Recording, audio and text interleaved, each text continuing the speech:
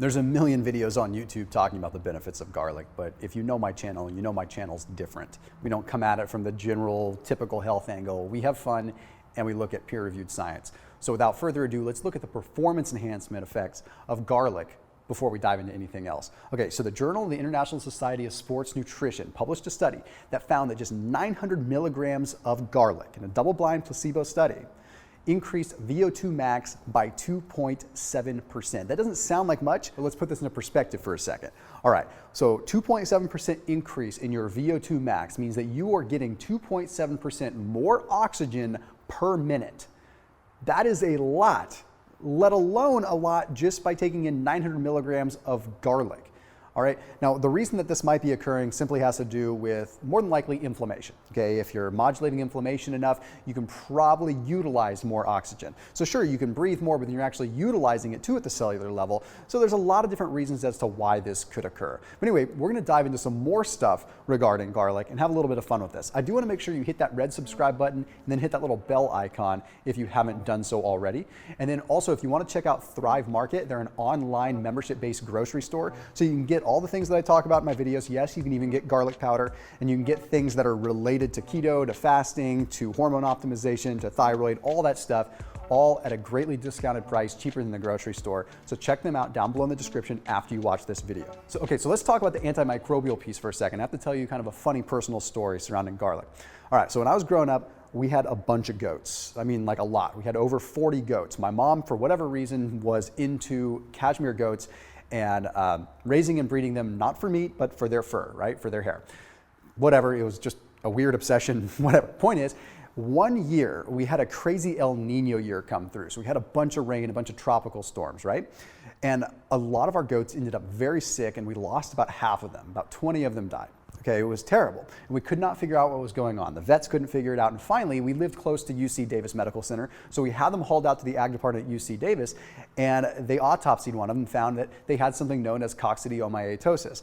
Now, the funny thing was, I guess it wasn't funny at the time, they said, oh, well, this is easily treatable with garlic. So we lost about half our herd of goats, and all we had to do was give them garlic. We gave the rest of the goats a bunch of garlic, and none of them got sick.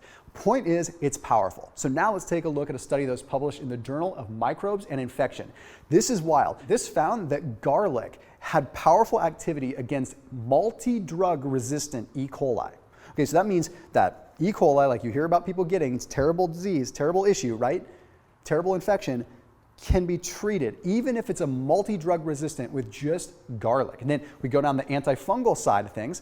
Candida, garlic fights off candida. Okay, now people will tell you that garlic is a prebiotic fiber and is bad for bloating and is bad for this and that. That is only if you have a small intestinal bacterial overgrowth. If your issue is yeast related or it's upper intestinal related, garlic is going to be your best friend. If you have candida, garlic is probably the best route there. Now the other thing, garlic is powerful antiparasitic. Another personal story, my wife, when she was growing up, had about a giardia that lasted over 2 years, to the point where they thought she was so sick, they figured she had cancer. They could not figure out what was going on. Well, she had giardia for 2 years. She couldn't put on weight. She couldn't even go to school. Point is here we are today. We see modern science shows that garlic is an antiparasitic when it comes down to giardia. Sorry for all the personal stories, it just gives some relevance. Okay, now is another study when it comes down to cardiac health and overall health, and this was published in the Journal of Nutrition. This study was really interesting because it is a meta-analysis of meta-analysis. What does that mean? Okay, a meta-analysis where they take a look at the aggregate of a bunch of studies to ultimately get a result based on the results of a lot of studies. Well, this is a meta-analysis that looked at multiple meta-analyses. So you've got these studies that are comprised of dozens of studies, and then you're taking multiple of these meta-analyses and compiling it to establish one result. Well, what they found in this Journal of Nutrition study was that garlic indeed reduces blood pressure, balances out your cholesterol, reduces your risk of heart disease, and best of all, lowers C-reactive protein. C-reactive protein is the main protein that is triggered when you have inflammation. It is the main just marker that you are inflamed, and quite frankly, the root of ultimate disease, right? Now we're gonna go to the other end of the spectrum of the morbid disease side of things and talk about cancer for a second. Even the National Cancer Institute recognizes garlic as an anti-cancer compound, a superfood really to boot. Okay, so what they have found is that it helps prevent the formation of nitrous amines within our body. Okay, nitrous amines are very carcinogenic, and you're going to find them in all kinds of foods that you eat. They're typically the kind of thing you're going to find in a lot of processed foods and processed deli meats. A very well-known carcinogen. So if we can stop the formation of these nitrous amines within our body, then of course we have an anti-cancer compound. Now additionally, the National Cancer Institute recognizes garlic as an anti-cancer compound because it promotes what is called apoptosis. Okay, this apoptosis is a cellular death that occurs. It basically causes a cell to commit suicide.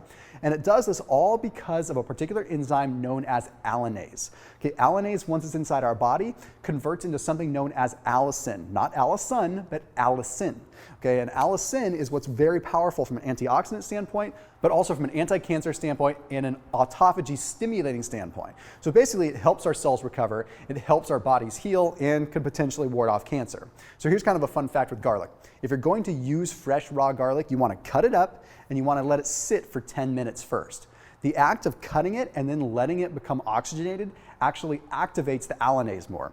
So if you're just going to use garlic and immediately throw it in the pan right after you cut it, you don't activate nearly as much of the alanase. You want to cut it and let it sit for a little bit. So the best ways that you want to be using garlic are going to be consuming it in the evening time. I don't recommend consuming a bunch of garlic in the morning. If you're going to use garlic in the morning, use garlic powder so you get sort of the enzymatic effect, or use some kind of garlic capsule.